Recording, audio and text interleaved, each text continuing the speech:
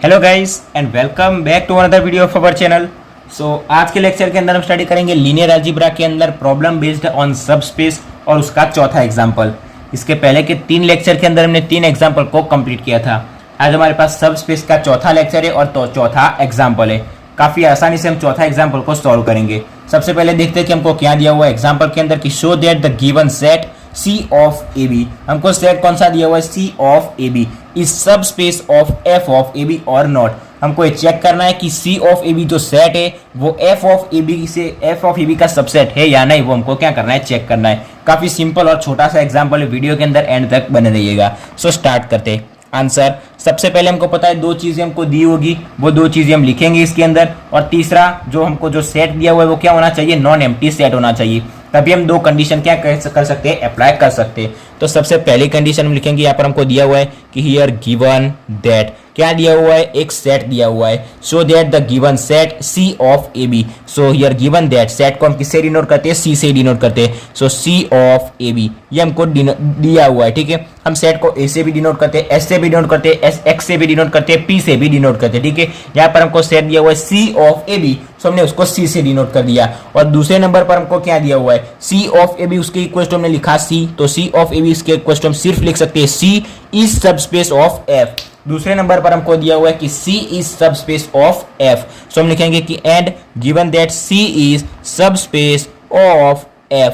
C क्या है, subspace of F का एक सबस्पेस है, ठीक है। अभी दूसरे नंबर पर हमको पता है कि C क्या होना चाहिए, अगर C F का एक सबस्पेस है यानी कि C के अंदर कोई टर्म होगा, कोई क्या होगा, टर्म होगा, यानी कि कोई नंबर हो सकता है, कोई भी टर्म हो सकता है। सो C क्या होगा, नॉन एम्प्टी सेट होगा। सो हम लिखेंगे कि C is not equals to 5। Means हम क्या कह सकते हैं कि C is a non empty set, means C is a non empty set, is a non empty set. C क्या होगा, एक नॉन एम्प्टी सेट होगा, यानी कि उसके अंदर नॉन एम्प्टी यानी कि खाली नहीं होगा, ठीक है। सो C is a non empty set. अभी हमको पता है C यानी कि क्या है, एक सेट है। हमको सेट 1 दिया हुआ है, उसके ऊपर से हम क्या करेंगे, वो टर्म के ऊपर से 2 सेट हम बनाएंगे और 2 सेट के ऊपर हम क्या करेंगे, कंडीशंस अप्लाई करेंगे। So now applying first condition, उसकी एग्जिस्ट क्या होगी, सो देयर एग्जिस्ट उसकी एग्जिस्ट क्या होगी, उसके लिए हम क्या कह सकते हैं, एक्स वाई ले सकते हैं, यू भी ले सकते हैं। इस बार हम लेते हैं गामा और थीटा। सो देयर एग्जिस्ट हम क्या लेंगे, there exist gamma equal to हम क्या लेंगे, C इक्वल टू हमको दिया हुआ है C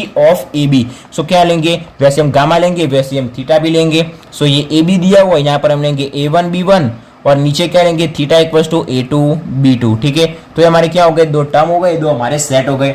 यहाँ पर गामा और थीटा क्या होगा, किसके अंदर से बिलोंग करेगा, सेट के अंदर से, और सेट हमारा क्या है, C, और C is subspace of F। So हम लिखेंगे कि यार gamma and theta is belongs to C हमारा सेट और C is subspace of F, ठीक है। यहाँ तक कंप्लीट। अभी applying first condition, now applying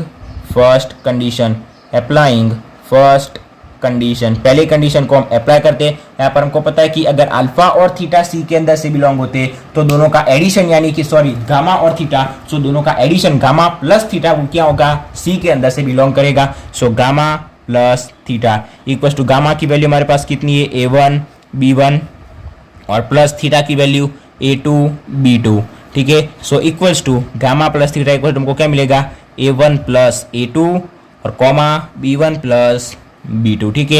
ये हमारी पहली कंडीशन कंप्लीट हो गई और सेटिस्फाई भी हो गई। सो हम क्या लिख सकते हैं डायरेक्टली कि गामा प्लस थीटा ये टर्म किसके अंदर से बिलोंग करेगा, सो जो हमारा सेट दिया हुआ है C उसके अंदर से बिलोंग करेगा। और हमारे पास C क्या है, C is subspace of F, ठीक है। पहली कंडीशन कंप्लीट हो गई। अभी हम दूसरी कंडीशन अप्लाई करते हैं। दूसरी कंडीशन के लिए हमको पता है क्या लेंगे, कोई एक स्केलर लेंगे। सो हम लेंगे कि now applying second condition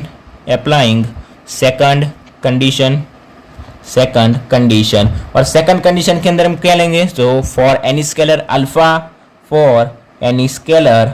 alpha such that हमको क्या मिलेगा, सच दैट अल्फा क्या होगा हमारा, alpha belongs to real number, ठीक है। अगर आपने पहले के 3 लेक्चर देखे तो ये एग्जांपल आपको आसानी से समझ में आ जाएगा, ठीक है। सो आगे के 3 लेक्चर और सबसे ज्यादा मैं कहूंगा कि पहला लेक्चर आप देख लीजिएगा, ताकि ये जो पीछे के हमने एग्जाम्पल देखे दूसरा तीसरा और चौथा एग्जाम्पल, उसके अंदर आपको आसानी से और ज्यादा जल्दी पता चल जाए। ठीक है, सो पहला लेक्चर आप सब स्पेस का देख लीजिएगा। So such that alpha is belongs to R. अभी हम क्या लेंगे, गामा भी ले सकते हैं, थीटा भी ले सकते हैं, यहाँ पर हम सी भी ले सकते हैं। सो क्या लेंगे, अल्फा को उससे मल्टीप्लाई करेंगे, applying second condition for an scalar alpha और such that alpha belongs to R. So हम क्या लेंगे, alpha C equals to alpha, और सी की वैल्यू हमारे पास क्या है, ए बी। सो अल्फा और यहाँ पर आएगा A B. So alpha C equals to हम क्या लिख सकते हैं, alpha A comma alpha B. तो सेकंड कंडीशन भी क्या हो गई, सिंपली अप्लाई हो गई और सेटिस्फाई भी हो गई। सो हम लिख सकते हैं कि hence alpha of C is belongs to, किसके अंदर से बिलोंग करेगी, सी के अंदर से,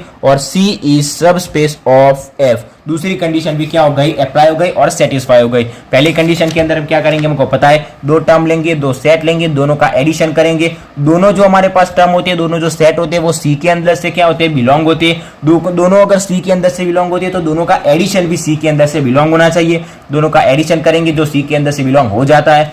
दूसरे टर्म के अंदर, दूसरी कंडीशन के अंदर हम क्या लेंगे, एक स्केलर लेंगे, जो स्केलर हमारा कौन सा होगा, अल्फा। स्केलर को हम मल्टीप्लाई करेंगे, गामा से मल्टीप्लाई कर सकते हैं, थीटा से मल्टीप्लाई कर सकते हैं, और जो हमारे पास सी जो हमको मेन सेट दिया हुआ है उससे भी मल्टीप्लाई कर सकते हैं। So alpha C equals to alpha, और सी की वैल्यू थी ए बी। सो अल्फा है अल्फा बी। सो जो अल्फा सी था वो भी किसके अंदर से बिलोंग होना चाहिए, सी के अंदर से बिलोंग होना चाहिए। जो हमारा ऊपर सेट था, ये वाला सेट, उसके अंदर से। ठीक है, सो और हमारा जो सी था वो किसका सबस्पेस था, एफ का। सो दोनों कंडीशन यहाँ पर हमारी क्या हो गई, सेटिस्फाई हो गई।